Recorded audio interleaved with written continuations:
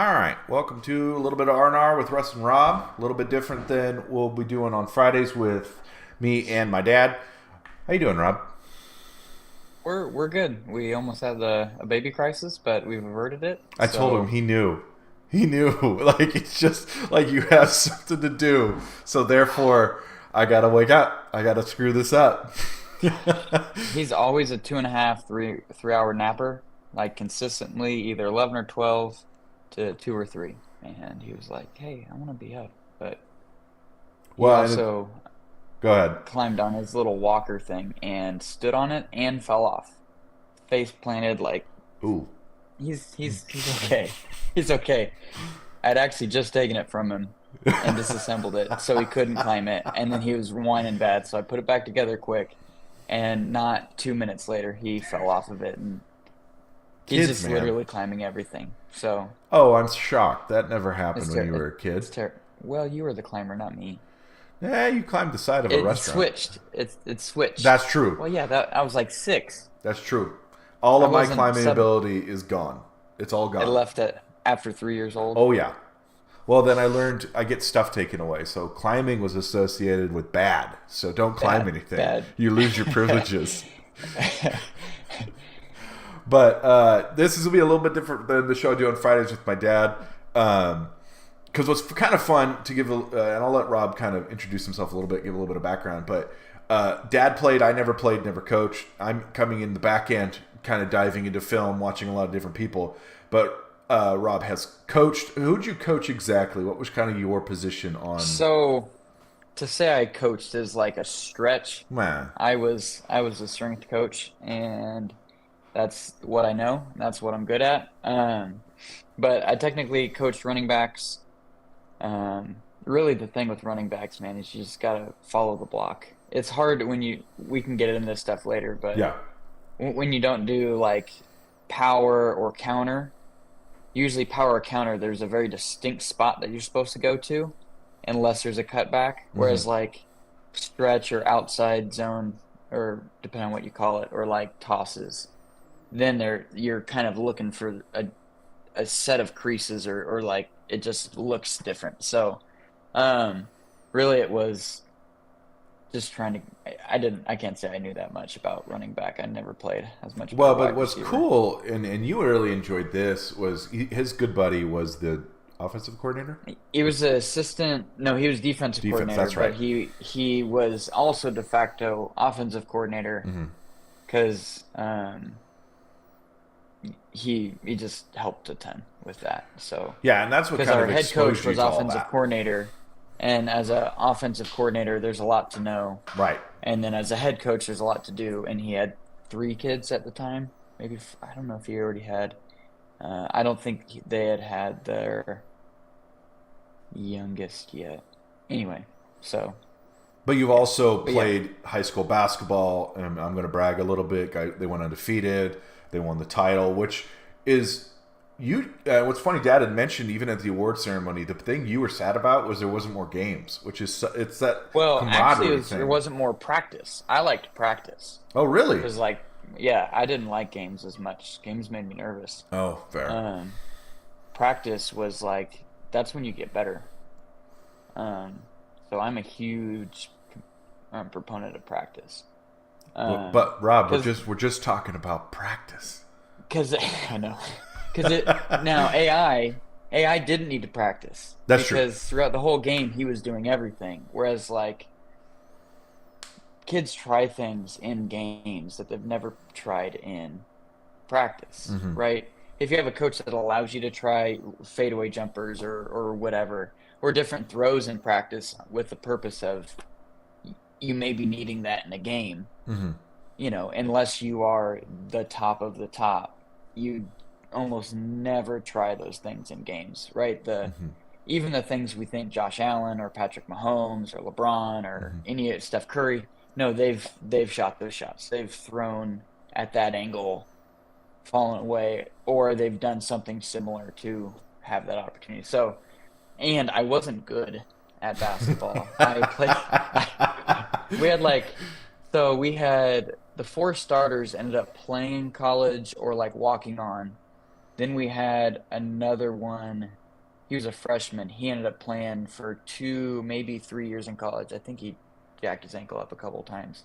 I So mean, we that'll had do five it. guys that at a 1A school, which is the smallest in Arizona, will you'll have a good shot. And we had a 6'5" center that loved lifting weights, and then our best player was 6'4", and then we had a couple other guys above 6 foot, and then we were just nasty defensively. So it's like, but anyway, you see the huge difference between beginning and end of the year, and it's not because you play 30 something games. You learn things in games that you got to take to practice. But Right. yeah, Well, outside now you practice is said, where. and I want to make sure I get this right. You're coaching CrossFit, right? Right now. Yeah, yeah. I like 3, maybe 4 times classes a week, so 3, 4 hours.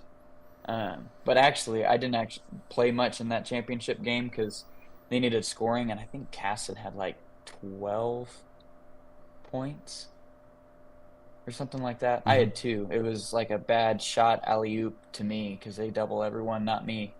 Um, You were the Rondo. but so I didn't end up playing much that game too, which was somewhat irritating. But we won, so Well, and my they, my coach actually I called him because I was about to coach football, and like that's all he ended up saying was apologize for not playing me enough. I was like, we're fine. It's been years. We're good. well, and So what's interesting too, right? And this is partially why I think, I mean, after I did one with Dad and got Dad hooked on doing this, I messaged you and was like, guess what? This is what we're doing because we, in a good way, like we don't always agree, and I'm getting kind of the new perspective. Absolutely used to be the fan who, why didn't he throw to him? And it's like, okay, you were one of the people like, okay, calm down. What was the play? Was he even in the progression? Just because he's open right, does not mean right. he was even part of the play. So probably what motivated me to do this was like, this is as I'm getting into to film and trying to be like, okay, let me drop the emotion and like take a second and be like, okay, what was actually going Yeah, on?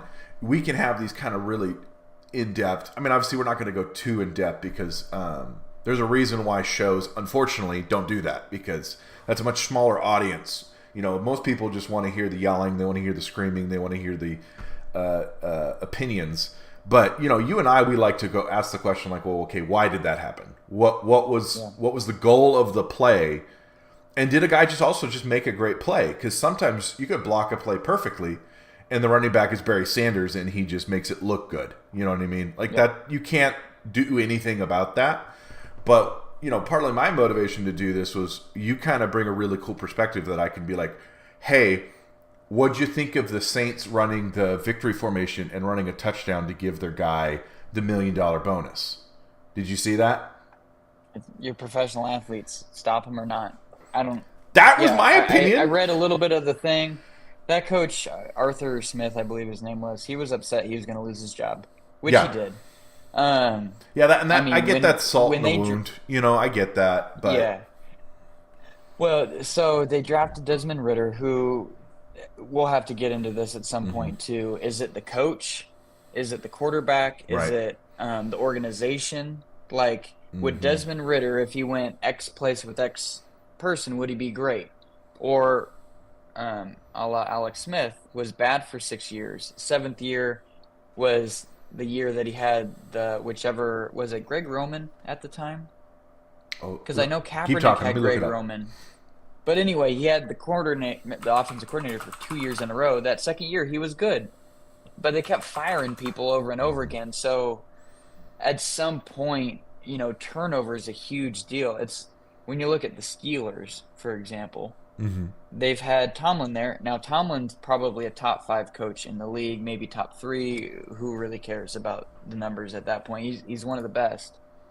They have consistency. So their culture is always the same. The people in the scouting department know what Tomlin wants for players, the type, not just skills, but type of player. Tony Dungy used to talk about it all the time of like, do not draft due to character, right? You have to have character guys because, um, you know, unfortunately we have the Terrell Owens saga in with the Niners. Oh, He is as good as can be, but like it's hard to hold that guy accountable because he'll say I'm open on every play. He'll Mm. say yada yada, whatever. He'll go off, and it's hard to control that. Um, if you're not like a Kittle, who Right. sometimes really doesn't care if he gets the ball, he loves pancaking people. So, um, yeah, that guy, I think it was Jamal Williams, something, whatever his name was. He was with the Lions last year. He led the league in touchdowns. And now I don't know if it was because he was second on the depth chart. Obviously, Kamara is really good, Mm-hmm. but whatever. He didn't have one yet. And Jameis Winston, being the guy that he is, crab legs and all, was Mm-hmm. like, no, we're going to go do this. And in pro sports, like, I was telling, I think it was my wife a couple days ago, yesterday, the Dolphins blew out Denver 70 to like 20. Mm-hmm. And then the Dolphins got blown out 56 to 19. Yep. If you can't stop them, like it wasn't even the worst loss of the year. Mm-hmm. Just it's Now they're riding high a school, 2-game losing streak into the playoffs too. To both of those same, they've lost to the Ravens, who did the exact same thing. Then they lost again to Buffalo. right? But that being said, like this in high school, yeah, we never scored 100 on anyone. But it's hard because you want your second string, especially in the developing ages of high school, college, you want those second units to get the reps. A lot of coaches will just run the ball, and the thing is, you're just running the ball. They didn't throw the ball. Mm-mm. Like, sorry, And it was on the I one. mean, It it was wasn't. on the one. Like, yeah, it's honestly that's maybe a little worse because if they scored from the 50 because they were just running the ball and they just broke it, it's like Right. maybe the guy slides, but at the end of the day, like it's a professional sport where um, guys are in the game and they get bonuses based on their production, and they don't get bonuses based on not having certain production. So if you're gonna pay them based on that, they're gonna go get their money Well, and you know what because if they're surprised me? not gonna win, which they weren't gonna go to the playoffs because the Correct. Bucks were just about to win, or they're playing Carolina, so they were gonna win anyway. Well, and so what? Two. Oh, by the way, it was Greg Roman, and our defensive coordinator was Vic Fangio. No That's a wonder we pretty started. good No wonder we OCDC. started being good. Yeah, Fangio's been Harbaugh, great for 13 a and long 3. time. Yeah.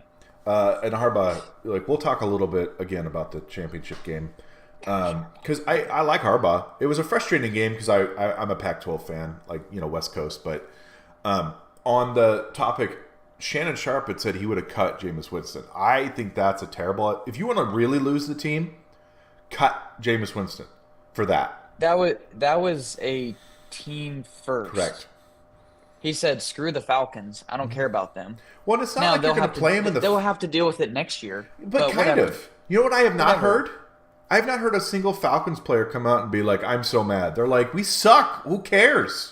Yeah, we lost the game. We had already lost the game. What's 7 points, 6 points? Right. Who gives And who gives honestly, a crap?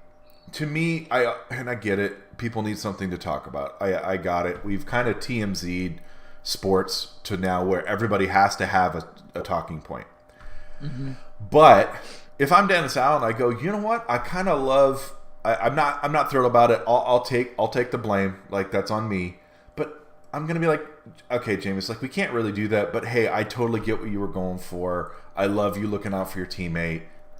I probably have to fine you a little bit because obviously you kind of showed me up. But I don't really care that much because, again, it wasn't like you were about to play him in the playoffs. It wasn't like this was for the division. It was a nothing burger game.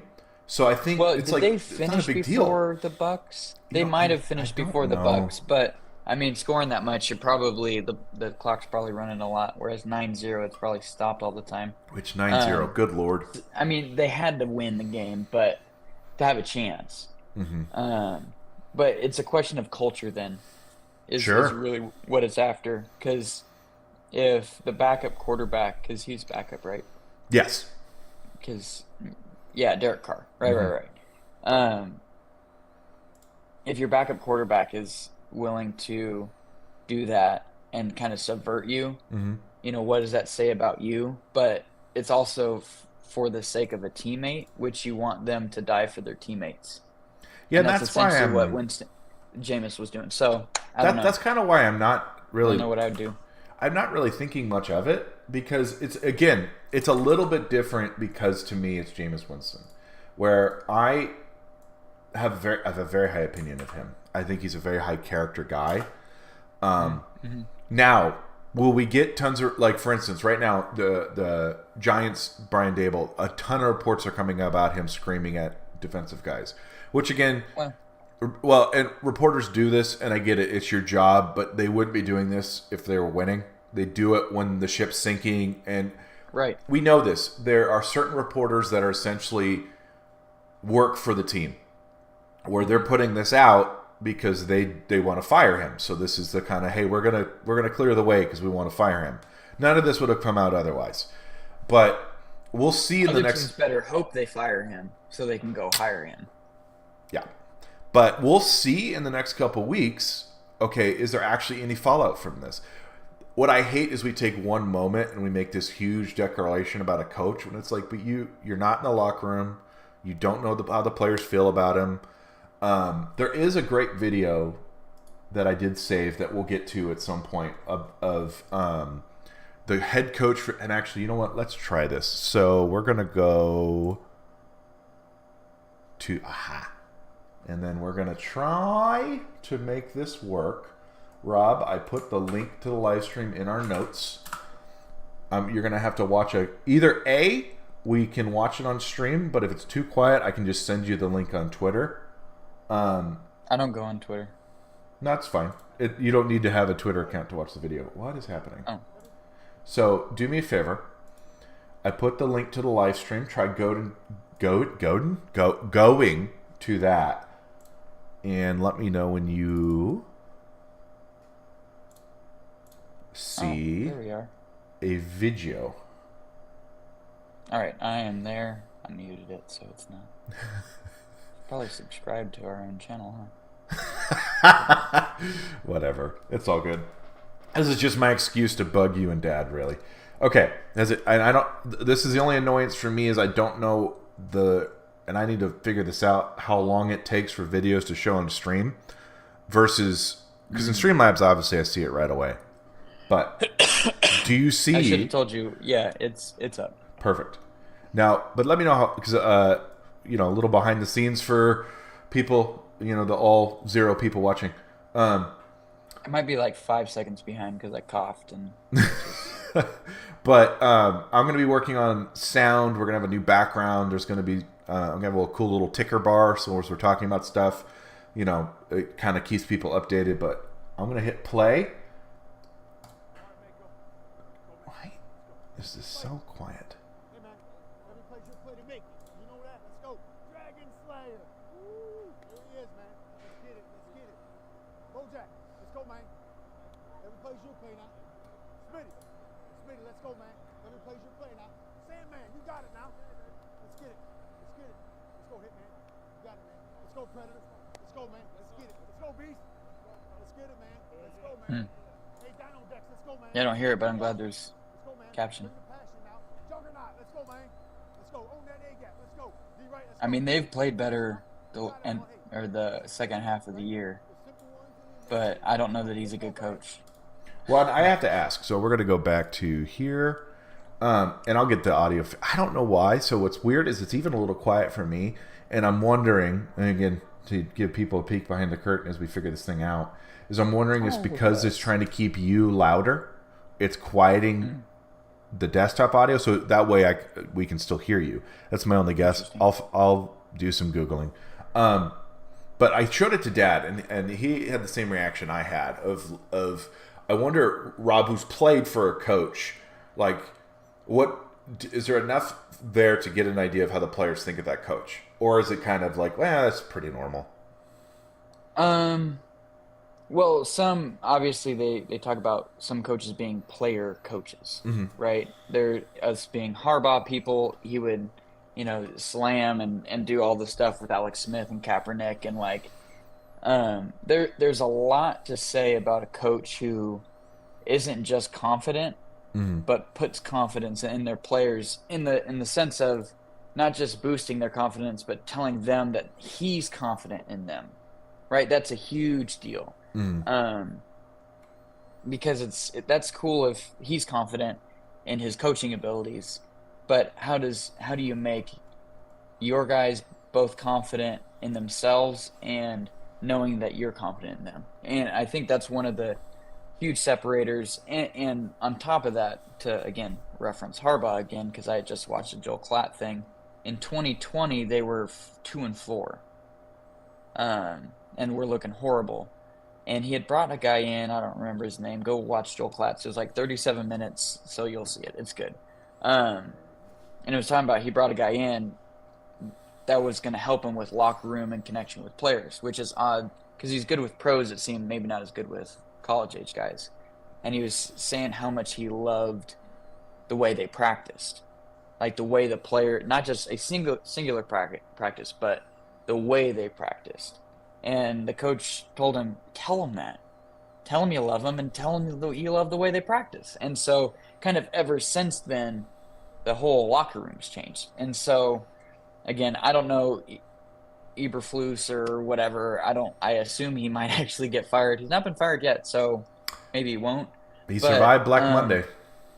Right, so maybe they're planning on drafting whatever quarterback, or they're fine with how Justin Fields progressed. But yeah, I don't know if you can get a lot from that. I think you would get more if the players didn't we're just weren't even looking and just like high five and whatever. But like they look at him and like respond. He had nicknames or whatever for all of them. Or at least, like, again, Smitty, the guy's name is probably Smith, but like, that's what he calls him. You know what I mean? But, like, at least there's some level of personability. Whereas it seems like there's plenty of coaches that are like unfortunately, Bill Belichick is very much more stoic. Like, this is how we do things, whatever. Some guys really like that. Yeah. They just want to come in, do their job, go home. And so that works too. But whatever culture your team needs, it's hard because you have to get the players in that fit the coach based on the talent, the scheme, and the culture. And honestly, they're just like, oh, best on the board. You're like, but he shot somebody. So I don't know that he fits, or this guy's a great Alden Smith. Guy, but he runs a 5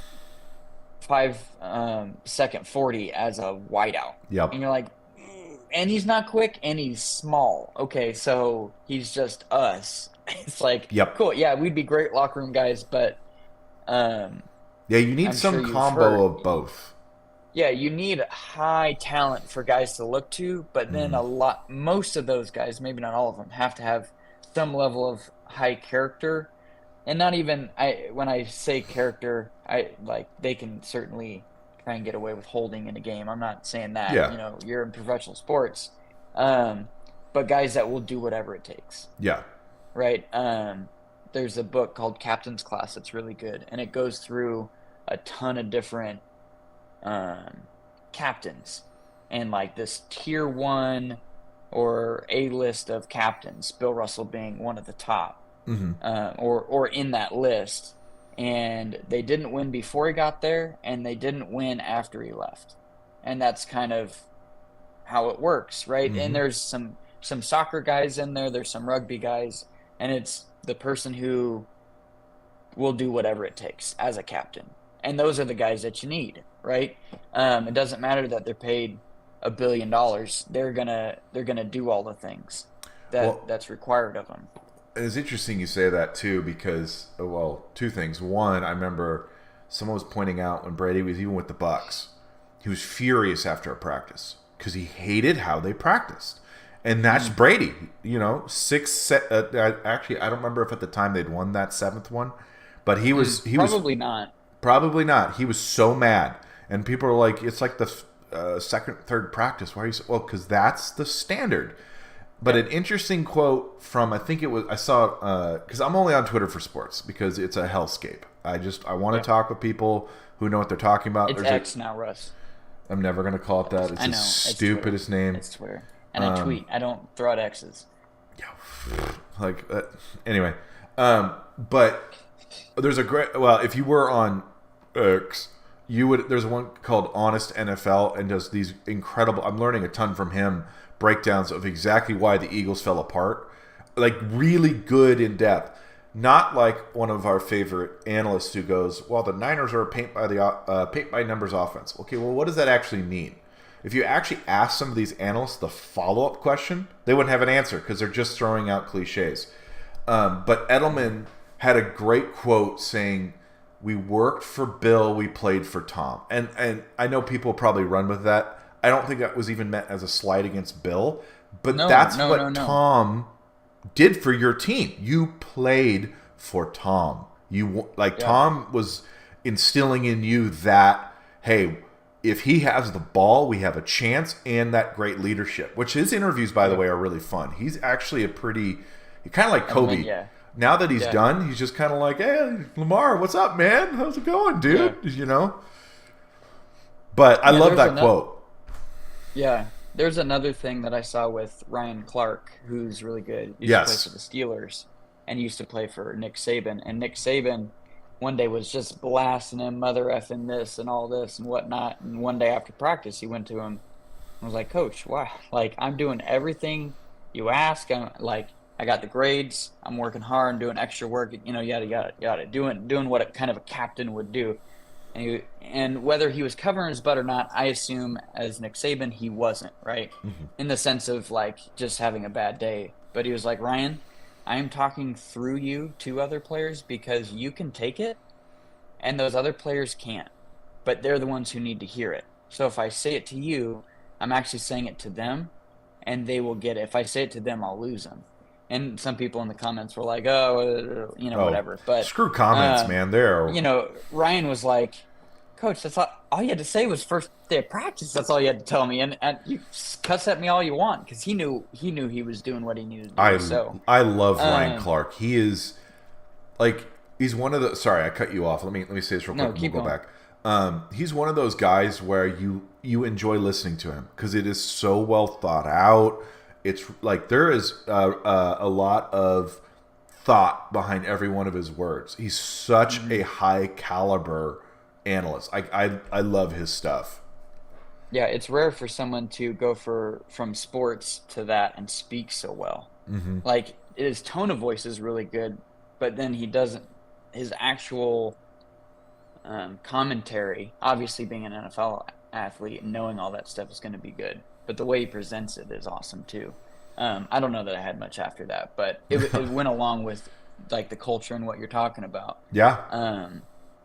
So. Well, and now see, and this is kind of what you guys are gonna kind of expect because we it was like, was it Christmas Day or day after Christmas? We were on chat for like 3 hours. Forever. So okay. I'm sure my wife was not happy that I was on there so long.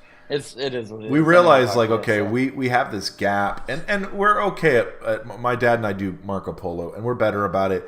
Part of it I also understand, like Rob's got stuff going on. So it doesn't it's like whatever, get to me when you get to me. But this is like an easy one for us, like, okay, we really enjoy the game behind a game. And I don't remember if you had time or watched it, but when Eric Crocker interviewed Will Blackman and they talked about I believe it was Charles Woodson, literally had a whole whiteboard where he was actually gaming within the game of here's their tendencies. So he actually took what was supposed to be cover 2, rearranged everybody in the secondary because he knew if I show him this, this, and this, I'm going to get a pick. Sure enough, and that's the kind of part you and I love is like, okay, the guys who really do their homework and aren't just dependent on the defensive coordinator, right? Because Will Blackman said just their talent, right? Exactly. Will Blackman said he trains DBs, and the number of times they don't even know the route tree. They just know I play man-to-man, and that's I don't even know what defense we're playing. I'm just here. And I think we see a lot of that in the NFL, right? Oh, dude, yeah. Where it's obvious they don't know what's going on. And it's scary. And we love, okay, let's talk about, like, great, for instance, and knowing the audio issues, I'm not going to try any more videos so I get that figured out because that's just annoying. But the Colts play where everybody's like, well, Minshew threw a terrible pass on 4th and 1. Well, Kurt Warner comes on and goes, well, but when we ran it, the running back widened his route. And I literally got to give him something to throw at. He had to turn directly around to catch it. When if you look, he was going spot. to run right up the tailpipe of the wide receiver in front of him. That tells me that can't be the right play because that spacing doesn't make sense. Because you want him out. If he's running that pick route, you want him outside because otherwise he's going to run him right back into the guy he's trying to pick. Certainly on the defense, I don't know what defense they were running, but there was it's got to be man-to-man because the linebacker came out with him. A defender was well, I mean, not necessarily because you're right. If you play cover 3, corner goes deep. Correct. But whatever, you could run that same to where you're putting that corner in a bind if the corner's playing flats. But they wouldn't just leave a wide out to go whatever because the safety won't get over. There's not enough time. But yeah, he didn't give him the room, and it's what I didn't even need to see anyone's thing. Like he didn't do an out and he didn't do a wheel. Or even a stop. Yeah. Like. Or just a turn to look to get it. He didn't. Right. Just. Well, you know what bugs me so much? Because it looks like it's on Minshew. Right. Because he's the backup, even though he's been the starter all year, and he's been a decent starter in spurts. Mm-hmm. But it makes it look like it's on him when that guy's the third string. Right. And let me tell you from coaching high school, the little bit that I did, second stringers aren't paying attention enough. Yeah. Let alone third stringers. It is hard, even as a professional. Human nature kicks in, and you're like, I'm not getting this opportunity. And it's what I told you. The reason that play was open is probably because they didn't think that guy was going to get the ball. Right? So you don't trigger as fast if it's not Jonathan Taylor or Moss. Whatever I forget Moss's I don't know, unfortunately. Whatever his first 21. Right? You assume they might get the ball because they're in all the time. But then also you're relying on a third stringer who might be awesome and he just hasn't had enough time yet. But that's a big spot to put him in. Yeah, because they just pulled Taylor. To come out of there's 2 timeouts that happened from the defense. You would Taylor should have been fresh at that point, and I don't mind them not running. I don't care. Like 188 yards in the game, you have to and it's so funny because there's a couple. Use him as a decoy at least, but then that guy you put in has to know what. He has to know to widen. He has to and I don't know that's on the running back coach. Jonathan Taylor runs that. He's probably open, so. What is that on coaching? I'm tough. just, in your opinion, right? Like who? It's again, on the head coach or I don't know how substitutions work because at the high school level, it's a freaking mess. If you don't have enough people, right? Usually the head coach runs it, but like for us, our head coach was offensive coordinator. So then it ends up getting funky. We didn't always have you don't have a position coach for each position for all of offense and all of defense unless you're a higher level. Mm-hmm. You usually running backs and linebackers or even like Jordan did linebackers. Well, he was coaching the defense. So he had to coach the whole defense. He can't switch linebacker. You know what I mean? Mm-hmm. I'm not quality enough to switch in our running backs to know what we're running or how we're supposed to be doing things. So it gets difficult at the professional level. I'm sure they have their system down, but I imagine it was Steichen or the offensive coordinator that was like, put that guy in there. And then it's like, okay, well, now essentially he made the right play call, maybe even the right substitution, but it didn't pay off. Well, and that just goes to show it's a pet peeve of mine in football. Especially when we started talking, and I'm going to rabbit trail, but bring it back around because it's relevant. We talk MVP, all of a sudden we only talk QB. And again, I don't mean that as a negative because really they are the most important position. But then we don't talk about how the coaching was in that game. We don't talk about guys dropping passes. We just zero in, and it becomes frustrating to me. I think you can make a really good argument for Lamar Jackson being MVP. I think you can make a really good argument for Dak Prescott being MVP. I think you can make a really good argument for Purdy being MVP. How about we just speak positively of people rather than when people talk LeBron, Michael, all of a sudden it turns into, well, I have to denigrate the other guy. Well, let's not do that. Let's just see, okay, we think this guy is really, really good. Here's why. This guy is really, it becomes this fight, and I hate that. But what I love after the game was how both Minshew and that running back handled it. Neither blamed each other. Minshew was like, I got to make a better pass. The running back was like, hey, I need to run a better route. That's how you handle it. What frustrated me, though, is I literally was looking. I was like, let me go look on YouTube. Let me look on Twitter. does anybody know their playbook? Because there's got to be an actual. It's a play. They've ran it. We know that for a fact. How does no one? Why is it just this conversation where no one's actually using facts? This is a play. He's got to run this very specific way. How can I not find any evidence of what actually should have happened? It's so frustrating. The only person that wouldn't have like their route tree on a playbook is Travis Kelce. Right. Because he's literally just doing random cuts and whatever, right? He's not. He makes it up. He legit just makes it up. He talks about it. Yeah, he's like, oh, they're running this over here, running this over here. He needs to be a coach, by the way. Probably should, but yeah, he's impressive. They're not looking at that guy at all. And the thing is, if Minshew gets that ball up at all, whether he's stopping or not, because he hit him like in the knees at best. Yeah. Right. If he hits him in the chest. Or if he aims for his head and he keeps drifting, it's in his chest. If he stops, it's right here. So either way, he didn't get it high enough, but then the guy didn't stop. So realistically, they're both at fault. And then obviously the OC or whoever ends up calling that, it's got to wear it. Well, we were watching it. My wife's a Colts fan, and it was just she was sleeping most of the game and was awake for. You're kind of a Colts. It was more of Peyton. Yeah. Oh, yeah. It was when. What's your son's name? Peyton. Peyton William, and Peyton Manning's name is Peyton Williams Manning, which we didn't realize, I think, at first. But it's going to be a great joke, though, because I was a Manning fan when we blew him out like 48-20 with Jeff Garcia back in the day. But I really just like white and blue, which is also why I like Duke. Which is crazy, by the way, that Jeff Garcia, I don't think he gets enough credit, was our franchise leader in passing yards.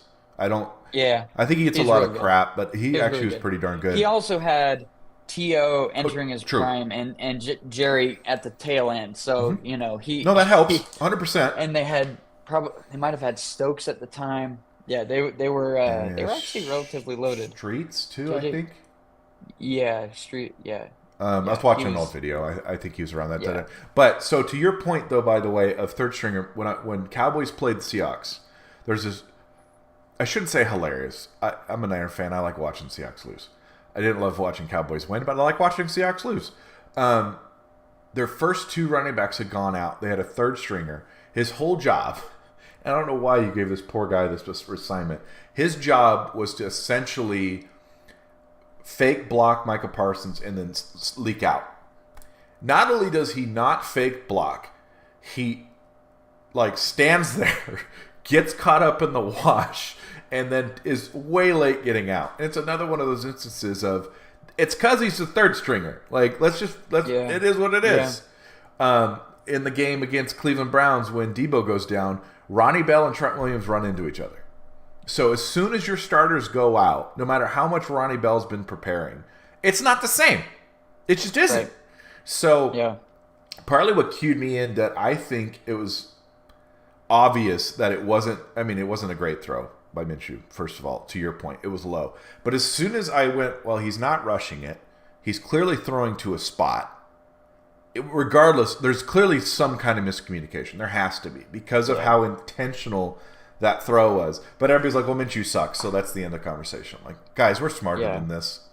We have to be. Yeah, the problem in practice is you end up practicing it too perfect, meaning fair. Right, the guy leaking out, the DN should be holding the guy a little bit, right? If you have, say, like an Aaron Donald or a J.J. Watt on your team, not that the first team practices first team, but in the sense of like J.J. get in there and like mess up the play, but like give them real life looks, to where sometimes he's gonna blow you up, sometimes he's gonna slip right by you, sometimes he's gonna hold you on your way out. Like third stringers don't get enough of those reps, right? So I liked actually playing D-end in high school as a coach because I would mess up our read option all the time. Because, high schoolers, as much as anyone, like, literally freeze sometimes. Yeah. D-ends tend to just be attackers, but, if they've been beat enough times, they just pause, which isn't the right thing either sometimes. True. So I enjoyed doing that type of thing because you need to give them different looks, or sometimes I would be scout team quarterback, ironically, for run stuff. And it's like you hold it literally as long as you can, or like you pull it right away, or you pitch, you have to get enough looks of different things because it doesn't happen the same way every time. To what Dad was talking about last time you guys talked, you'll see a different thing all the time. Like that one guy's intercept, I think it was the Raiders guy. He jumped. It was a couple weeks ago. Oh yeah, the that week before, like, and he did that one-handed pick as he went by. Mm-hmm. I had never seen that before. I've seen people jump it and like hit it, but that dude jumped it so far. He was the wideout actually, and it was a terrible pass. So, oh, I mean, yeesh. but to that end, like there's not, and I didn't realize the NFL had. You only get like 2 hours or something, or it might be 3 hours per practice. They've adjusted the practice rules. Honestly, that's smart because they would just wear those guys out. But I didn't realize that was a thing. So then it really does limit how much you get in. Right. Well, that's why first team reps are so important. Right. Right.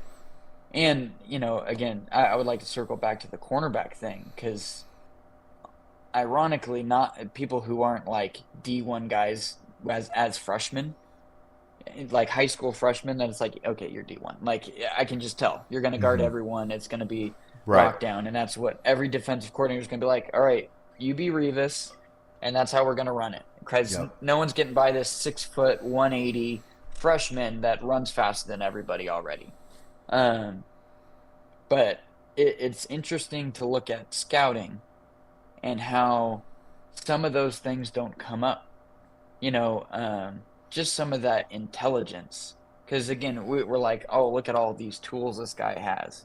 The quarterbacks that, Matt Leinart, for example, he didn't have a huge arm, but he had a good arm. He was accurate, can move in the pocket a little bit, was a winner, didn't pan out. Now, whether or not that's the team or whatever, it's because he was throwing to Reggie Bush and all these guys that were literally 40 yards open. But then you look at, the guys that don't play with the top level talent, Purdy was at Iowa State. Now, I don't know that he's thrown for 400 yards like Leinart did, but he's been really, really good. He set a lot of records for Iowa State. Right. But he was good at Iowa State. So like, oh, it's Iowa State. But Josh Allen was from Wyoming. It's just the way we evaluate people, again, in the line with the cornerbacks. You have to have a cornerback that can turn his hips and is quick and has good hands as far as hand fighting. But at the end of the day, Sherman wasn't all those things. But Richard Sherman was amazing because he was put in a mostly zone system. He could still cover man-to-man to a point. But he read things super, super well because he was highly intelligent. And it's just strange to me when, we had talked about Brett Favre a while back. He didn't know what cover 2 was or what nickel. He didn't know what nickel was. And it's like, why is it called nickel? Well, they bring a nickel cornerback. It's like, that's stupid. What does that matter? Because realistically, he was already reading the game of like that guy. He just didn't know the names to anything. But like if a corner doesn't know cover 1, 2, 3, 4, 6, you got to know that stuff because in the NFL, there's guys like Fangio who's or the guy for the Chiefs. What is his name? He's really good. But keep talking. I'm gonna look it up. Spagnuolo. Nice. Steve Spagnuolo. There we go. He does all kinds of things, which someone made the point online is like that's terrible for backups. Yep. Because they're not in all those reps. But like with that, if you have guys that are smart enough, it'll be fine because it's like we played cover 4 and 2 and we split the field in half and we did all these other things that, if you're at a high level program that doesn't just rely on talent, you'll get exposed to. Right. But at the end of the day, Saban's trying to keep his job. Dabo's trying to keep his job. So it's like we're going to recruit the best guys and just get them in good positions and not confuse our own defense, which is what, ironically, Baltimore does. Well, and it's so funny. Relatively simple. Right. But they have these crazy hybrid athletes. And it's like, we just go play and we're better than you, which is kind of nuts to say in the NFL. That's how they run things. But anyway. Well, but it's funny. And this is actually why this show is going to be fun. Because we're already 45 minutes in. And this is what we are going to be talking about. Like, And Peyton's not awake yet, so we're good. Why does no one talk about the fact that Shanahan is 1-10 versus Dan Schwartz or Jeff Schwartz? Dan Schwartz? Jeff. Yeah. Like, there's a reason when you're playing that wide 9 where you can play man, rush 4, and we know this, McDaniel and Shanahan, timing, rhythm, offenses based off reads. It's why they blow through zones. Man, you have to hope the guy wins. Right. And the Niners, you had talked about it, they were 7th as far as their receiving core. Mm-hmm. That's partly because Jennings kind of drags them down. I love Jennings, but I run the same 4-4. Well, he's also a utility weapon, really. That's really what he is. No, he's awesome. He's a big body. He catches in traffic. He's tough. He runs faster than it. His 40 is 4.7. I've ran a 4.7. Right. Now, I'm fast. I'm not NFL fast. Also not NFL size. But, like, as a core without Kittle, right, they were 7th.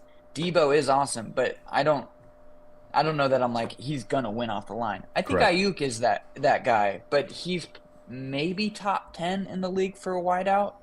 Maybe. And I mean, Debo's is he CeeDee Lamb? Too. Probably CeeDee not. Lamb might be, right. No, he's not. That's my point. Like top 2. Right. So it does kind of rely on scheme, as good as these guys are. And the problem is then Ayuk want to get paid, Debo want to get paid, and they should get paid. But then it's like, we cannot pay all of you, and all of you aren't good enough to all get paid. Well, and that's what's going to be fun about the offseason is I'm more okay with losing Debo than losing Ayuk because of Purdy. If we had Jimmy, I need Debo. If I have Purdy, I want Ayuk. Like, it is a different conversation. I want the digs. I want the deep routes. Or the big overs. I want all of those things. Whereas Debo does those things, but he also is. I mean, he packs a punch, but right, he's a little Randy Moss, where if he's not getting the ball, that route is not going 100 miles an hour. Right. Which is a problem because that changes how the coverage is going. Because they watch Debo and go, "Oh, you're walking your route." I don't care. I'm not even going to pay attention. Or you don't realize he's in that because as coaches, there's a lot going on. You know, you got substitutions. The fact that they get a play in every 35, 40 seconds, dude, is nuts. Yeah. Because that play ends, I have to have another play in. Well, and especially they got to line up. Then, dude, it's crazy. But you'd love that take your eye off the ball 2.0 because I didn't know this when West Coast offenses. So typically in other offenses, let's say you're going to run a post, I just say X9 because you're the X receiver. Do a 9. Right. In West Coast, they literally say the whole thing. Like they don't. It's like that's like 20 words. Why are we making this harder on ourselves? Right. For us we would call it Florida, which sounds like flood, which is a flood. You get whether it's trips or whatever, you'll do like an out on one side, and then the 2 on the opposite will come over. Hopefully, like that brings the levels, and then you might have one person dragging the opposite way. But like they don't do that. They don't do some do that type of, and it makes it way easier to like switch. But yeah, if X post Y, Z. It's a mouthful, dude. For us, it would be a slant out, is what we call the Z, and then it's it just ends up being a ton. And then if it's a read option, then the linemen have to know it because you don't have to say anything for the linemen if it's just a pass. You do if it's a pass run option, which is if you've heard it, it's nasty. I mean, if you remember the old Gruden QB camps. Yes, those are fun. They would do all like Luck would read out the whole thing, and it still wasn't as long as any of Shanahan's things. No, and it actually is a interesting note though too. The Colts, was it the Colts guy? Steichen's from the Eagles, right? Shane Steichen? I think he's from the Eagles. I think so. For some reason, I was thinking he was also from Shanahan at some point. Well, Shanahan's coaching tree is ridiculous. Right. But Steichen is also 1-10 when trailing Eagles. at half or something. Yeah. But I think he runs the same type of like thought process. I don't know if that's for sure, but it it's interesting because so many of those where it is the system is what runs all the stuff, and then it stops working, and then they don't have, hey, let's run Florida, let's run smash, let's run this. It's where it's these are our plays, and then we're just adjusting. But back, I actually wanted to go back to the Debo thing Mm-hmm. because if Debo doesn't run like his like if he's lined up in the slot on either side and they're running double posts, if he actually doesn't run it right, he doesn't take the safety at all. Nope. Right, so then he's covered one-on-one, and then the safety, whether it's cover 2 or 1, either way, because it would still work on cover 2, because the other wideout would Right. probably take you'd run something deep and then probably an out on the other side. But, like, if he's not running hard. Yep. Well, there's and actually a great play where Ayuk did a deep, and this is, and again, we'll get into this because I think it's fascinating that the Niners, for some reason, their clearing route is always a deep post. And we don't know, is that Purdy? We don't know. But Debo ran that deep. Well, it's pretty easy to throw.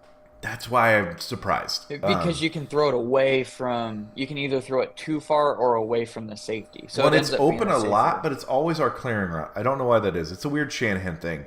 And actually, our pure drop back game is actually, this is what bugs me too, is we label Shanahan a genius. I'm not saying he's not, but then we act like he has no flaws. It's like, well, his pure drop back game is actually pretty not great. But there was a play, they did that normal deep out with Ayuk runs beautifully.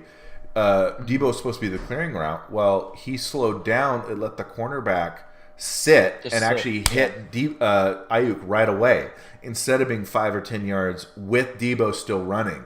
It's a great example of that where you didn't do your job. Well, and then it looks bad on Purdy, unfortunately.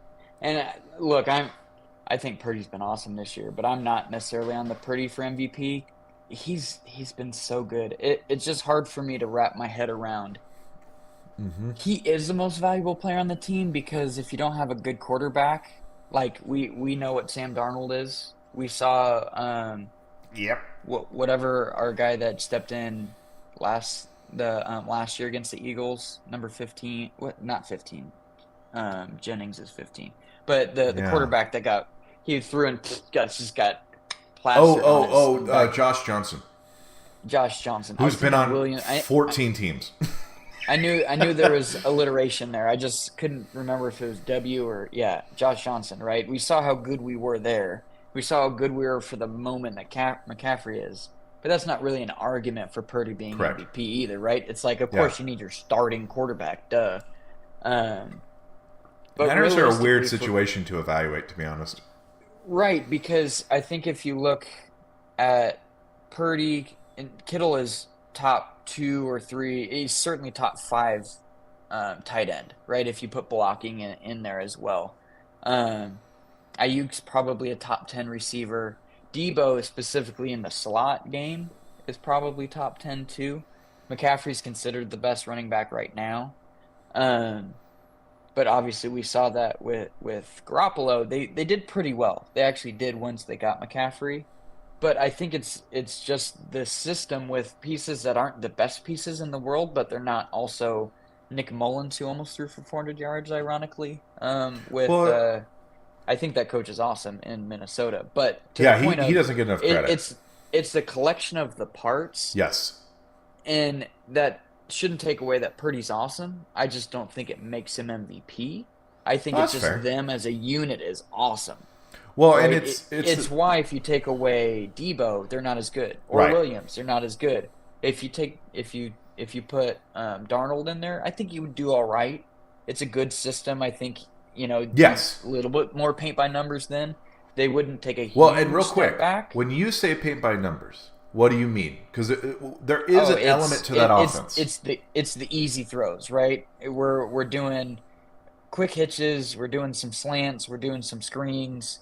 But then we're not building to, which they didn't with Garoppolo, some deep outs, some posts, some deep in, things that are going to be, I have to get over the linebacker, I have to read the things that Well, Purdy definitely and to does build too. on that real quick too, they do a lot of okay, let's attack very specific players. So that way you Right. don't have to read the whole field. You read the safety and then you Right. read like a cornerback. That Well, is and easier.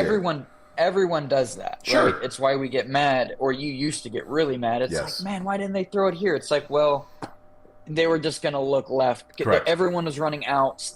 He just looked this way. The guy that I sent you on YouTube that does the Madden, he's like, we just looked this way and we just happened that was open. Yeah, sometimes And it pops. It is what it is. In Madden, it helps because you can see the whole field on both Correct. sides at the same time.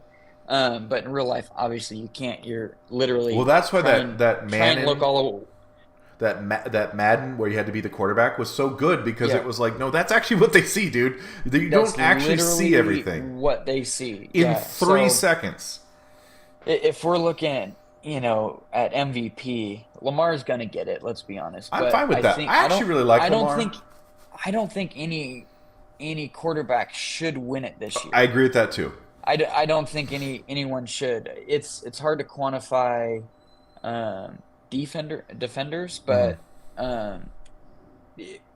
and to not leave quarterbacks so quick. I think Pat Mahomes honestly should get some consideration how bad his wideouts are. Wow, they're so bad, Rob. Oh Maybe my gosh. 5 of his picks are from his wideouts.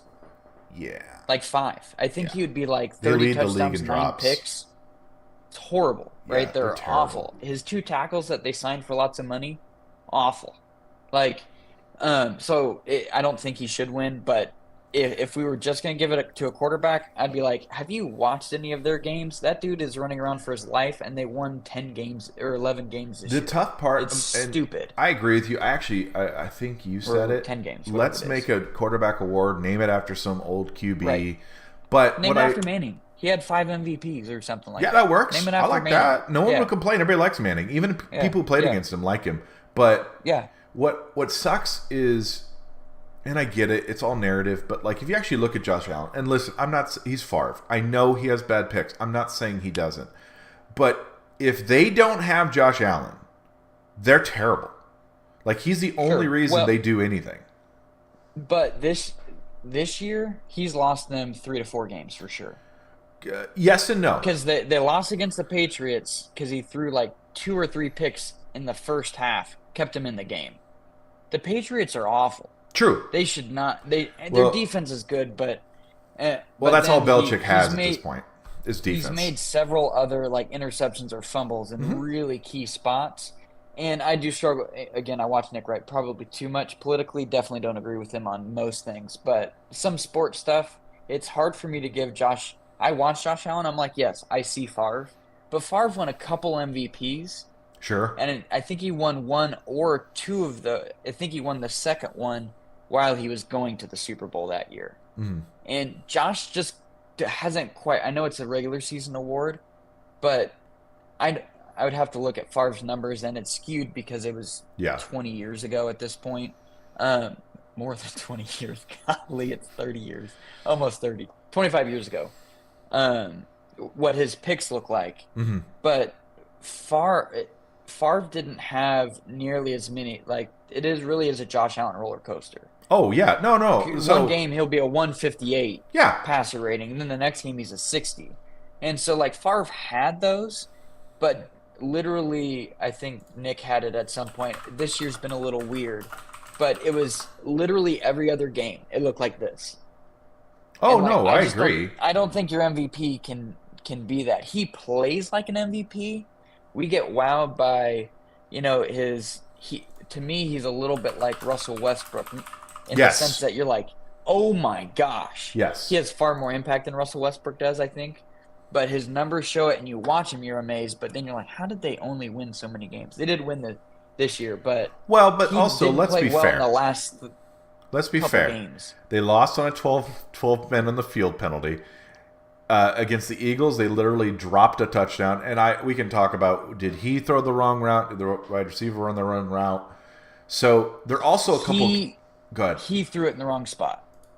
I think I agree with you. He was saying he was throwing it like it was an option route. Gabe was just going to run the right route. because and that's a give me play. You got like they got to have it play. Sure. You just throw the ball where it's supposed to go. Don't assume, right?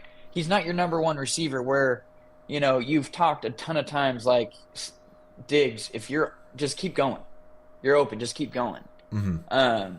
But they also won the or the Chiefs game when again Tony was way offsides.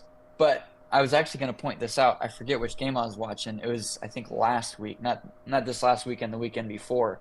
I literally saw a ref. So like I'm the ref on the ball. There was a guy, a wide receiver lined up, and I don't think he was offsides, but the ref literally like leaned to like see the ball. So don't tell me you can't see the ball, right? Don't tell me that. Again, especially if I tell Peyton don't go up the stairs, but he does 4 times, and I never take him off the stairs. The 5th time I give him a spank. What am I doing? Like, I've told him 4 times, but I've not done anything about it. Call the flag, right? At least by the 2nd or 3rd time.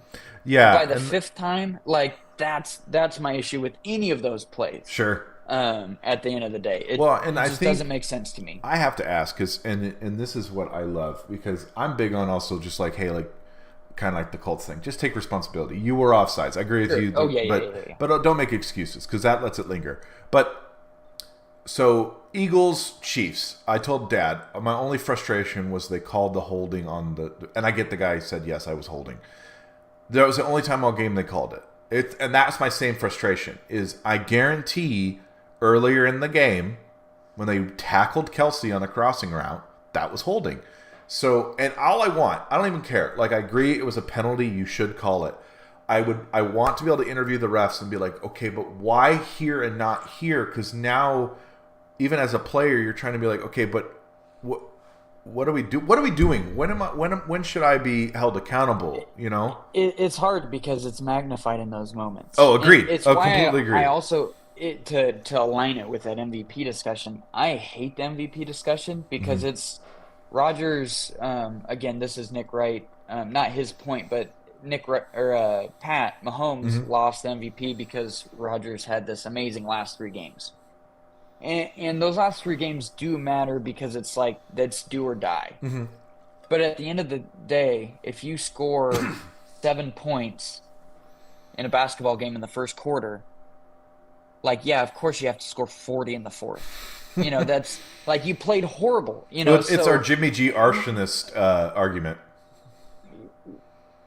Like he creates the problem, so then he comes back and wins. You're like, yay! Yeah, game-winning drives. Well, if he didn't suck the first 3 quarters of the, if he didn't do this and throw the ball, which he did in that Packers game. Remember the playoff game, and it didn't get picked. But I swear he was running, closed his eyes, and said, "Lord Jesus, please." Well, that one that got picked to Kittle, that was, I think I'm 5 years younger.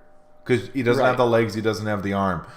I can throw this. No, you can't. Right. No, you can't. But yeah, keep going. But in that sense, with games or with MVPs, we don't look at those first few weeks. Like with Josh Allen, he didn't play well in the Jets game, but those next 3 games, he literally stomped the teams that they played. Right. So. And how often do you play on national TV also matters, which I hate. That bugs the heck out of me. The people that are like, oh, these last 3 games, like he won it there.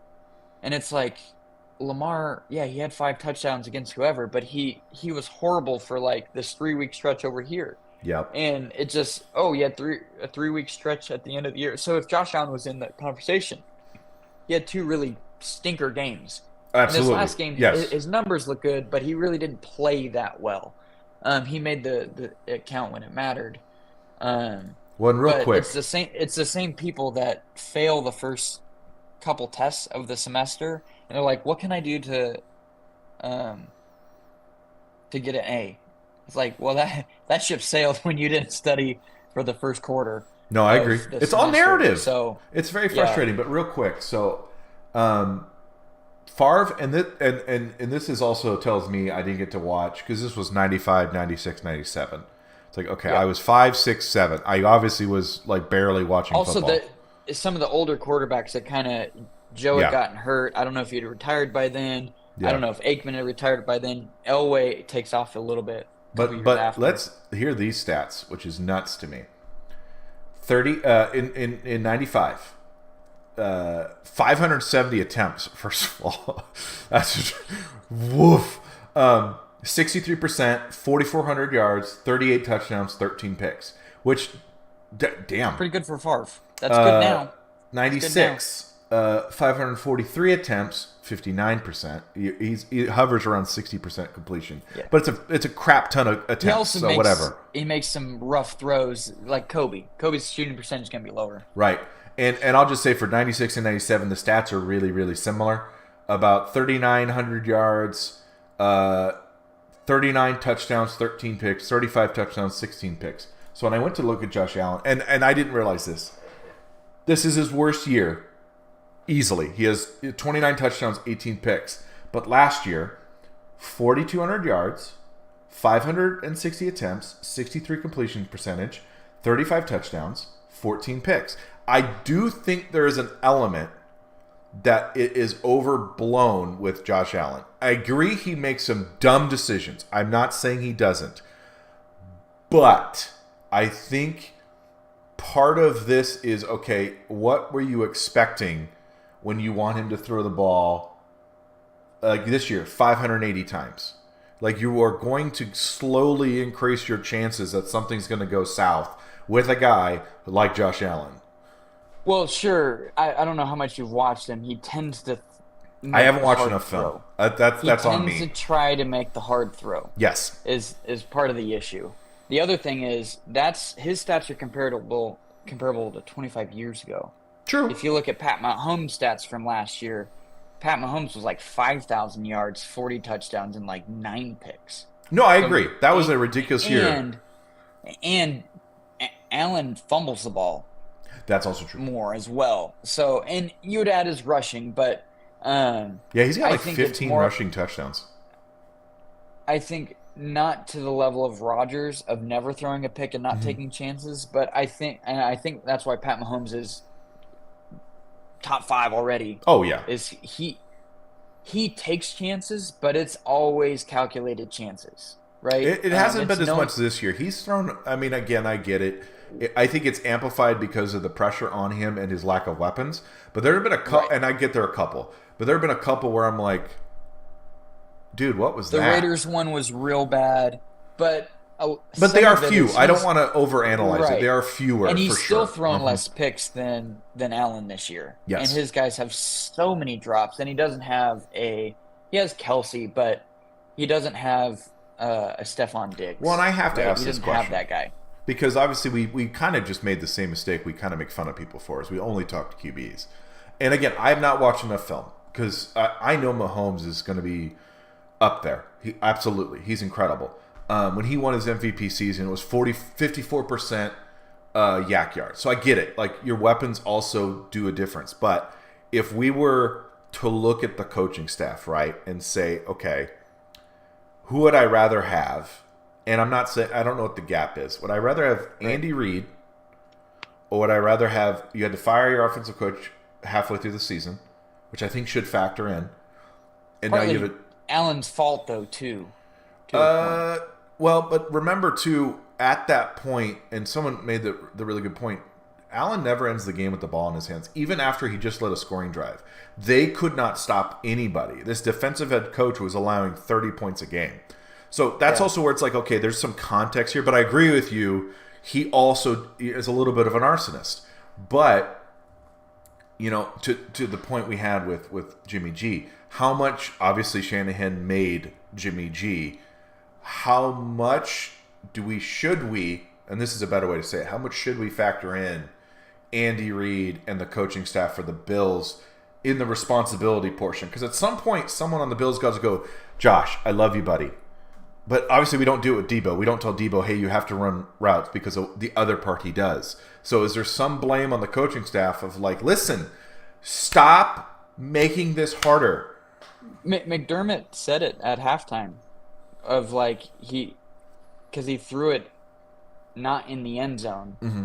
and so they didn't score because time was. Oh yeah, that's right. I forgot about that. And so I'm sure he went and told him that too. Like that has to be an end zone throw. Mm-hmm. The problem is Josh Allen played at Wyoming, and like I know we had just talked about like he played at Wyoming, dude. He completed like 50% of his passes in high school and college.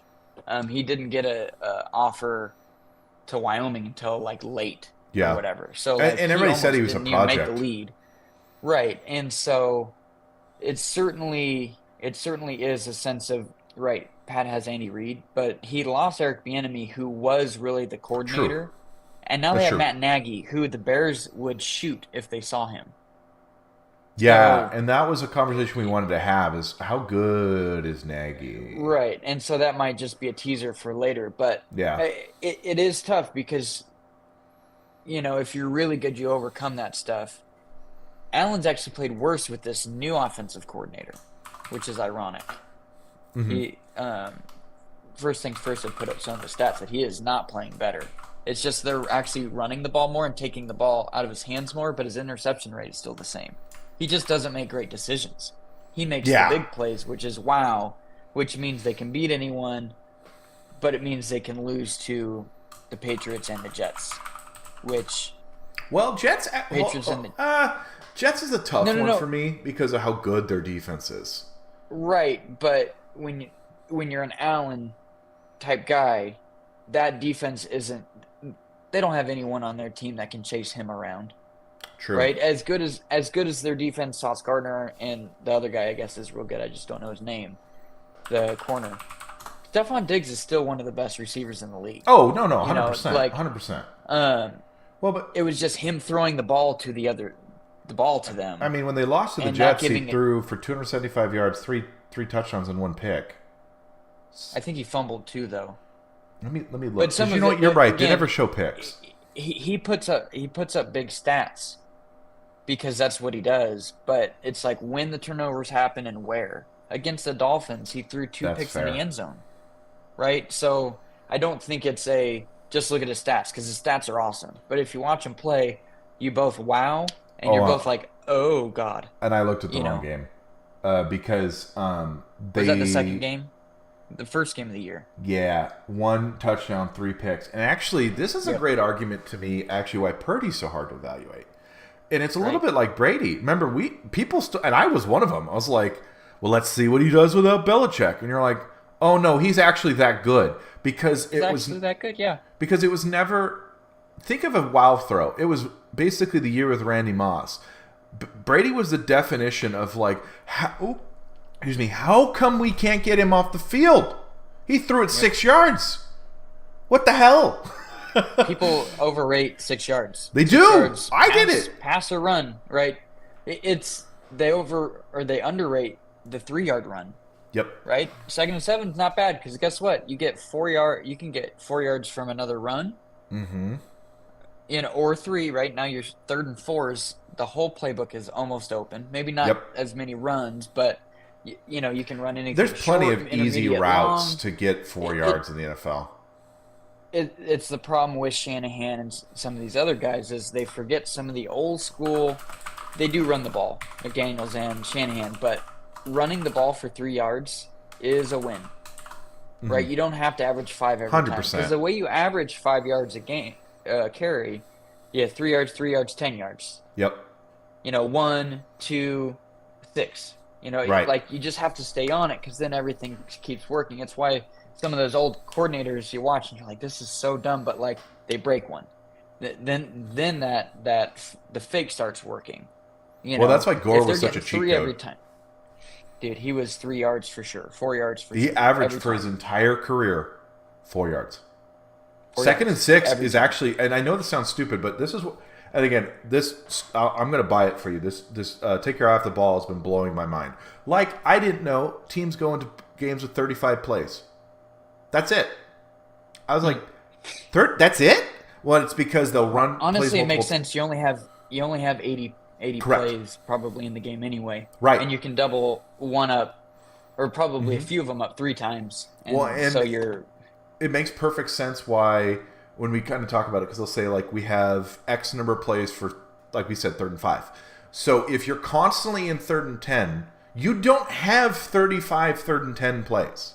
Well, and then they know what your 3rd and 10s are. Correct. And that makes so much sense now. But then if you run something for a 3rd and 6 that's like underneath that, you might be able to get it. It just at some point it ends up being you're rolling dice. Oh, agreed. And figuring that out. What blew my mind and really opened my mind to, like, okay, for instance, everybody was on Purdy for the Cleveland game. Well, what people don't realize was when Debo went out, it was very obvious he was going to be most of the game plan, because they're like, well, against this defense, we need this. Okay, right. So your backup is Ronnie Bell, who's obviously not Debo. How many of your playbook just went out the window that you practiced all week? Which is a problem. Like, you shouldn't just base it off one guy. In football, someone's going to get hurt at some point, right? You can't just say, we're running the ball behind Trent Williams every play. Oh, sure. He's just, 37 now? You can't just rely on health, right? You have to. He's been around a long time. He is. Well, no, he's 35. You know what? Why I know that? I was like, he's only 2 years older than me. Oh my gosh, what have I done with my life? I know. This guy's been where I'll kind of push back a little bit, right? Is it's not. How do I say this? Because I agree with you, by the way. Because my frustration with Shanahan, to completely validate your point, is it doesn't ever feel like, especially when they start to fall behind, that there's an easy play that he has where, like, listen, just get 5 yards, something easy to get going. Yeah. But when you are featuring a guy so much in your playbook because of the matchup, and then he gets hurt, it does make it really hard to adjust. Not saying you can't, but when Tyreek went down with the ankle and you're Miami, it's not even that all your plays were for Tyreek or even all your plays were for Debo. Now the defense goes, well, now I don't care that your guy's going deep because he's hobbled, so I can sit on the other stuff. Now it's like, okay, crap. Or it's not Tyreek anymore. And exactly. I'm not as worried, right? And I get that, but if your game plan is Debo, then you can run some fake screens for him and hit Kittle. Oh, true. No, I agree. You can use diversion as part of that, but I don't feel like that's necessarily – they do plenty of the double screens and stuff like that, but I didn't get to watch that game much. I know we missed a field goal. And it was a weird game. Ayuk had and this is also – I mean, we're at hour 17, so I was thinking about an hour and a half today, so this is perfect. But early in the game, Ayuk dropped what basically was a touchdown. For whatever reason, Purdy's bad in the rain, which I guess it's a hand size problem. Hands. Well, put on a glove, hands. Do something. You got to figure that crap out. It's weird, dude. I hate throwing with gloves on. I get it, but otherwise it's throwing picks. Yeah, I mean, or you're throwing. I mean, I think honestly, if you're not used to it, you might throw picks either way. But with small hands, you got to get used to it. You just use a slightly slicker glove. Well, right, because you don't use a whiteout glove that's sticky, right? Because you wouldn't be able to get that thing out of your hands. You got to use something.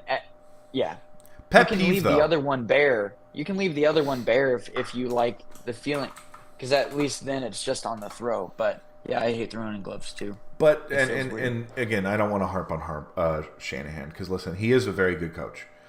But they asked him, like, hey, are you going to practice like if it rains? He said no. I'm like. And I don't want to harp on that too hard, because I get everybody kind of has their thing. But your quarterback just looked terrible in the rain. Why wouldn't you at least entertain the idea? I don't know. Yeah. That seemed weird to me. And we don't have a dome. No. So it's not like we're not going to – California gets some rain. We had home field advantage against Seattle, and in the first half it rained, and Purdy didn't look good. Yeah. I mean, why wouldn't you – maybe let's give it a shot. We also don't practice 2-minute drills. We'll practice 4. Which is why you'll notice when they fall behind, they don't have quick, easy, get a couple points. It was my only reason why I actually thought if Washington got up, they could beat Michigan, because Michigan has the same problem. They don't just have, like, let's just get 7 points. Oh, I mean, they did in the first quarter, but they don't have a let's get 7 points in 3 plays kind of thing. Yes, but, I mean, Oregon is a little bit probably more prolific passing. Mm-hmm. But Washington was never going to be able.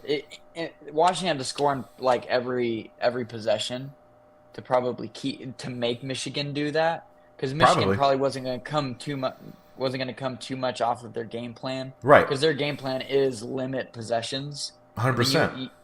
Right, you have to score on, Well, and if the you thing, get 12 possessions, you better score on 6 of them, and you better get several touchdowns because otherwise you're not going to win. well, but the thing I was telling Dad, and it was such a frustrating bummer because I get it, first quarter nerves, whatever.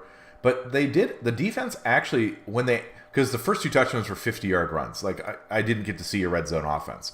When they actually got to the red zone, they were kicking field goals. So it's like, oh, that's what Washington wants. They just obviously couldn't execute. Like McCarthy, or is it McCarthy? Yeah. Yeah, JJ. He's not that good. They say he's the top 5 prospect. He might come back. He was probably going to come. I would assume he'd come back. He's Jimmy G. He's not. I was not impressed. It's or Mac Jones. Alex Smith even or whatever, where you're on a great team, and credit to him, he's only lost 1 game in his college career. So like, and this is so mean. I'm so sorry. Yeah. I know I'm not a Heisman or not a national championship winning quarterback. You threw 10 passes. You were not the reason you won. Now you weren't the reason you lost. But Klatt talked about that. That's why this team is so good in Michigan, is because they don't care who gets the credit. Oh no, I agree. Blake Corum, their running back, was going to go pro, but he wanted to come back and try and win a championship. Mm-hmm. And so it wasn't his backup had a huge run for a touchdown, or had 2 touchdowns in the game, but it wasn't. Again, it's not about any one of them. It's, hey, we're gonna go win the game, and maybe they'll throw the ball more next year, and JJ's gonna be awesome. Who knows? But it'll probably be. He airmailed some throws. I was like, dude, you are not in. And also, I don't want to, because what I'm gonna do, I plan, and we'll real quick use like the last 9 minutes to kind of talk about what we want to do next week. Because I already kind of have a couple things. Obviously, we probably have to talk playoffs, just because they're coming up. I'd love to kind of have a conversation and go deeper into how we actually should evaluate the MVP. Because I think you and I are kind of on the same page of like, this is we don't do this correctly. But also then on the bigger topic of how we actually should evaluate teams, right? Because we just kind of had an interesting Josh Allen conversation. Because there is like that, like, okay, how much is Allen? How much of this is coaching? And we're never going to get it perfect, but it is an interesting discussion. And it's wins, too. Again, first things first, talked a lot about it. Cowboys have only beaten like 2, maybe 3 teams above 500. I think it was 3. And Miami has only beaten the Cowboys. But at the same time, it's like, is that a good barometer? Because it's like sometimes there's just so many factors that go into it. Being, obviously, you are a father of 2, and how different your day can be based on that. And as a professional, you're supposed to separate that. But, you might be a new dad and or like your kid's sick and all this, having trouble with your wife.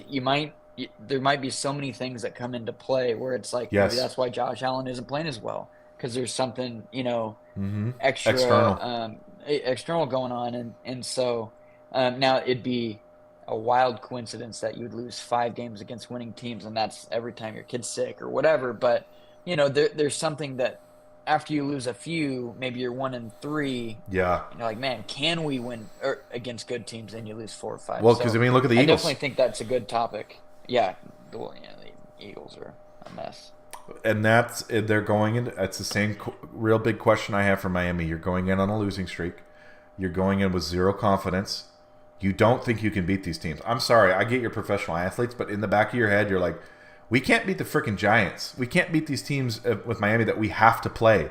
And they played their starters. And they got romped.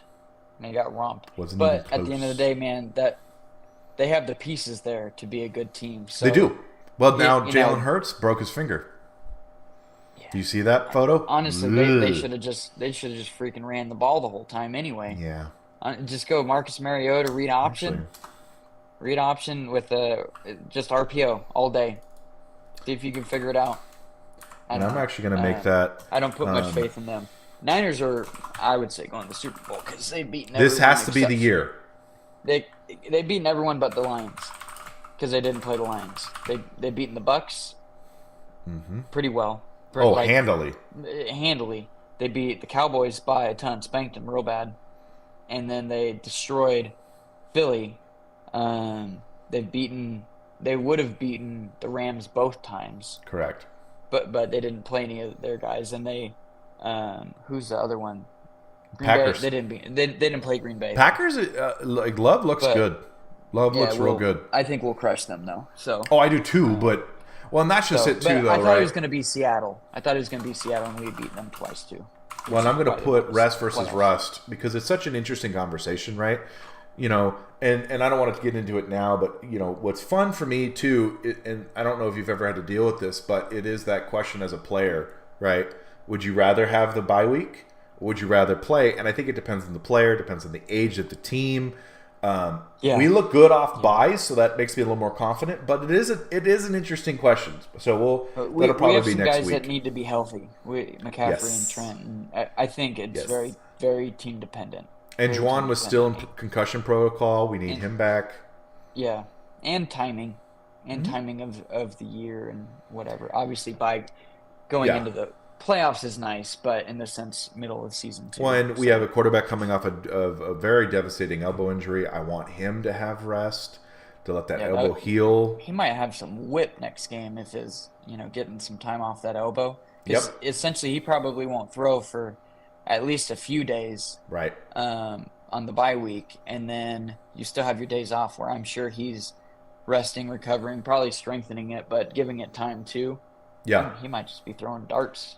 Well, and I think I already kind of have next week's show, which feel free to look at the notes, Rob. And this will be fun too. I would love to get. I mean, we're not ever going to say like someone's injury is because they didn't stretch, but getting into okay, well, how do you prevent soft tissue injuries? What are we seeing where? Hey, let's actually talk about an important part, conditioning. What are you doing in the weight room? How are you treating your body? I think, and we're never going to be like, so-and-so's out because they didn't do X, Y, Z, because we don't know. We don't know their training regimen. But that's an important thing to talk about, right? Is how do you treat your body? Yeah, overtraining versus undertraining versus warming up versus, supple leopard, as they say. Leopards don't have to stretch.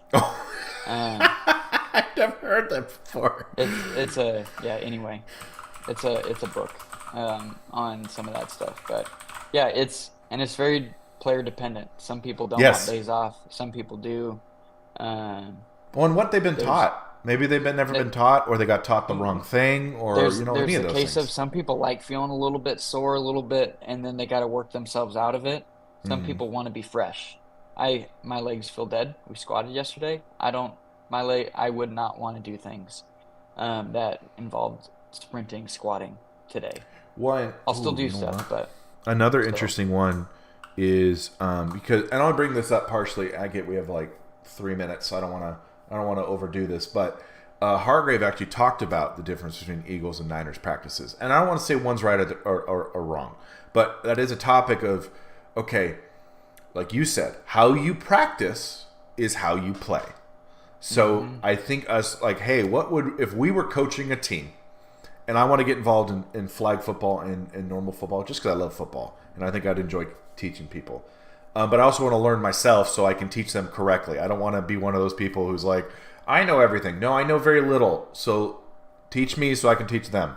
But how would you run a practice, right? Like different teams have completely different philosophies. Hey, no contact at all. Let's prevent the soft tissue injuries. Well, does that mean in games there's a higher likelihood? I mean, we don't know that, but that's an interesting how you practice may reflect on the issues you have in games. People not being ready, the stupid 12-man penalty for Buffalo. That to me is you did not practice that correctly, apparently. You guys were not keeping track. Someone did not do their job. yeah.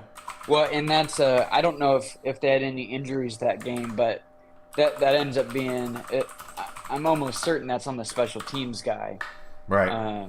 Because you're supposed to keep track of, right, who's your 11 for punt, who's your 11 for field goal. So punt both ways, and then field goal both ways, and kickoff both ways, right? And not everyone is on, right, for field goal. Right. Block is going to look different than field goal protect. Right. Because you have like 70 linemen out there. compared to if, they possibly ran a fake, you need some corners and linebackers. Anyway, yeah, like that was he probably had someone hurt, didn't mark it down, and that person came back. So then the sub was in his spot, and then that guy probably was on the field. It's probably what happened. I actually didn't look into it, but no, but I think it's an interesting conversation to talk about, right? How much did you practice, the noise, right? Because there was 3 or 4 false starts on Washington in the national championship game. Is that nerves, or did you guys not practice how you should have to get your offensive linemen ready? Be like, look, even if it means you're a little late, we can't be having delay of game penalties. Right. Well, and they played starts. in Oregon, so I'm pretty sure they played in Oregon, so they should have been used to the noise. Well, and they played Utah, possibly. I don't know if they played in Utah this year, but at some point they probably played Utah in the past couple years. Like, you should be used to that as a big-time Pac-12 team. But, and I'm going to put one I would love to talk about. And again, a lot of these, we're not going to say we're definitively we know, because it is speculation, right? Yeah. But how can you tell nerves versus lack of preparation? Like, that's an interesting question, because, I watch Washington, and after the first quarter went, they don't look prepared.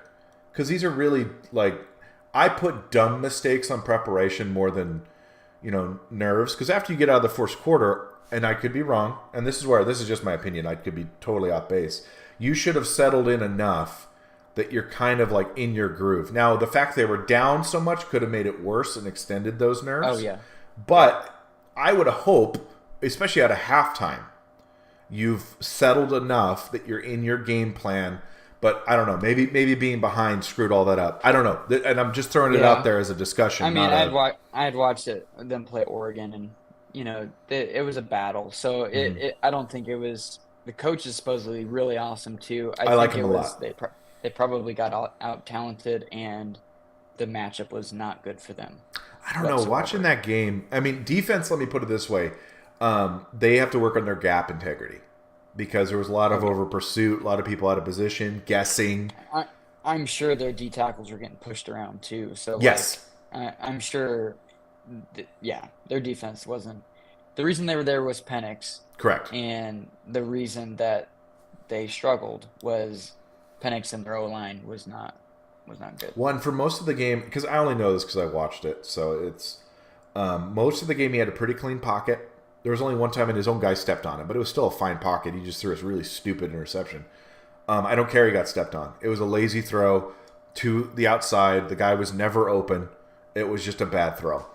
But I was very impressed by their shifts, their motion. It looked to me like way more of an NFL offense, which I think bodes well for Penix. And there were throws to be had. To me, the offense versus and I get Michigan won, and they started to roll towards the end. I was not blown away by their defense because of how many times it was just easy layups that we talk about Jimmy G missing that Penix just whiffed on.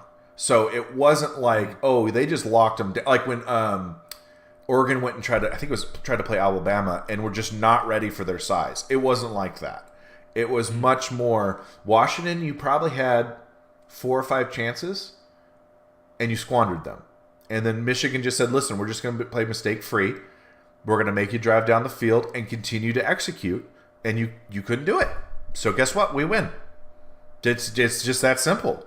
So I don't know. On offense versus their defense, definitely absolutely a talent disparity. Against Michigan's defense, I did not see that same thing. No. Yeah, no, they have like 3 or 4 pro wideouts on their team. So...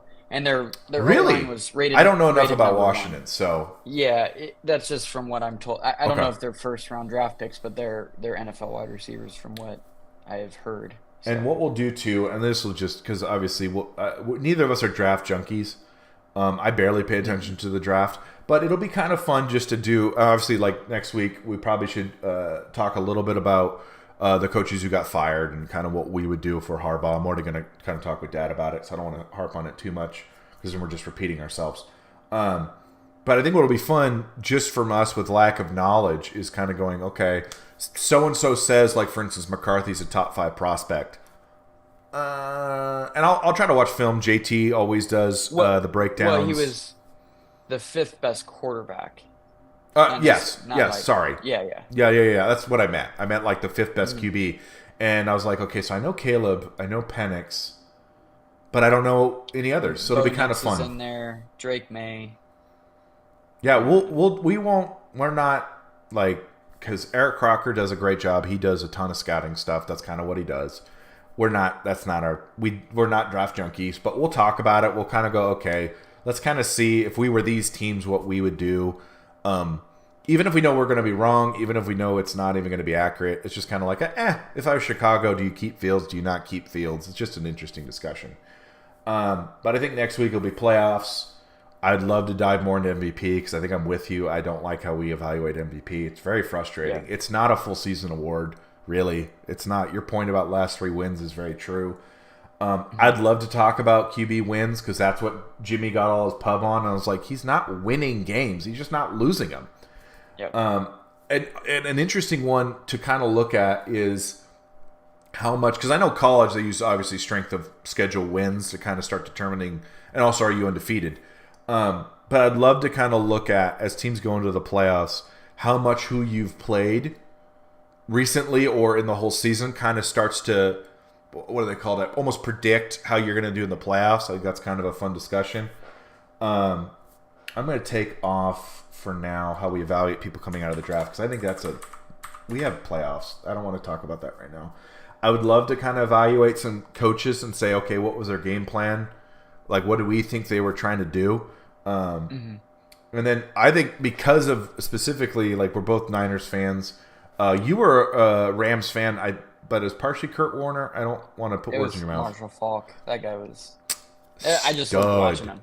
They were just. It's why I like watching the Chiefs, or I guess used to, because they're not doing what they need to. It was just offensively, they were phenomenal to watch. And they ruined my childhood because they kept beating them. I mean, the Niners weren't very good, so it wasn't. We weren't good then. We weren't good then. We so were it not didn't good. matter. It didn't matter to me. Oh man, it was rough. Niners were pretty good at that point. So yeah. Oh, we got to miss Joe and Steve, and got Drunken Miller and Rattay and Tim Dorsey. Rattay.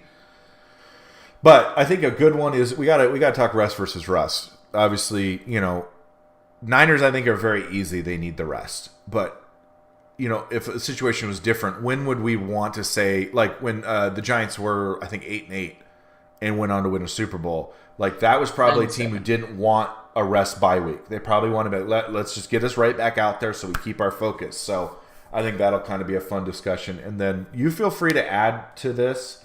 We can mix it in. We can be like, okay, is this more off season? Is this more like applicable? If something pops up for you and you're like, oh, let's talk about this next week because I think we're in a good spot. So, yeah, I think this is going to be fun. And I like this. This was easy. Hour and a half, just gone. Yeah, I'm sure we could have kept talking too. Yeah, but we're not Pat. Pat can do 3 hours, and I feel like he can be entertaining. I don't know if we have the skill yet. Yeah, we haven't timed up our sayings at the same time. And well, I got to work on sound. My sound is very echoey. It's McAfee. Oh, they don't call him Pat? Yeah. Okay. No, you had called him McAfee. Yeah, that's the other guy. The software or whatever. Well, and they're spelled the same. That's the funny part. Like they're literally spelled but you're right. Pat McAfee. I'm going to get that wrong. I'm so dad. I'm going to get it wrong. Yeah. It's going to be on the blooper reel. But I got to work on sound. We're absolutely going to have a different background.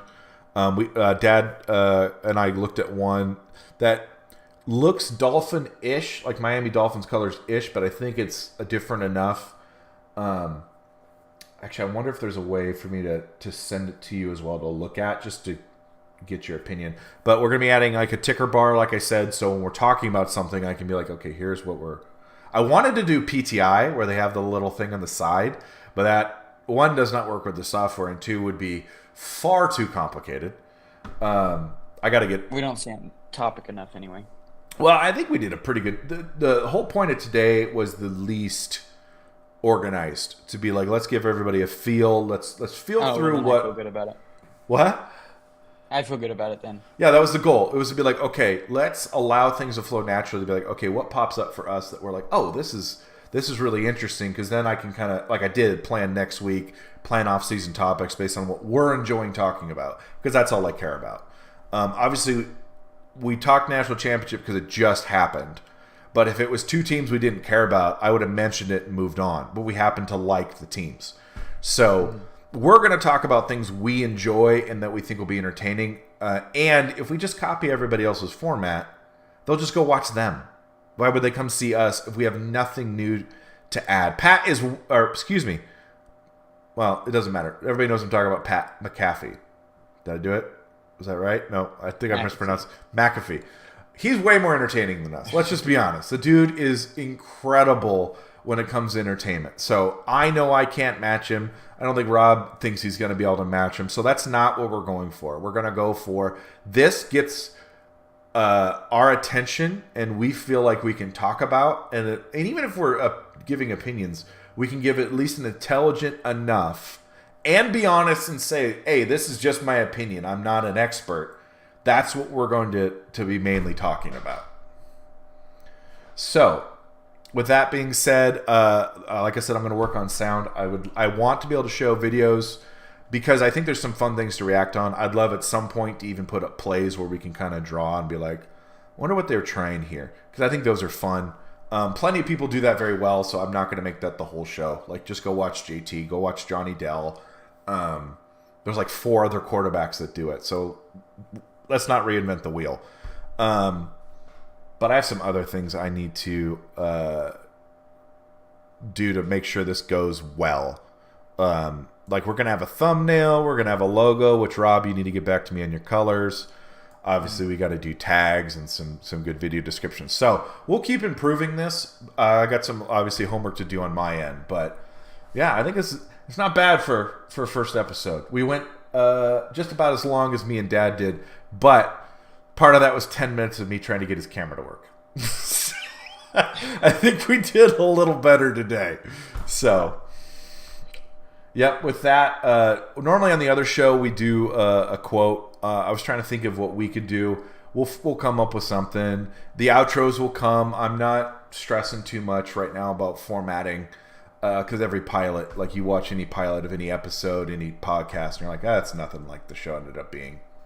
That's normal. But, yeah, I think with that, we're just going to sign off, go about our day. Kid's still sleeping? He is. Awesome. He is. So you have how long? Not long. So we did well. But, yeah. Our plan is probably every Tuesday right about this time, unless something changes. We'll figure it out. But I think... I think we got a good plan. We'll come up with a fun outro. We'll have our little, like, shtick of whatever we decide. But for now, it'll just be a normal sign-off. Have a good day, everybody. See you guys.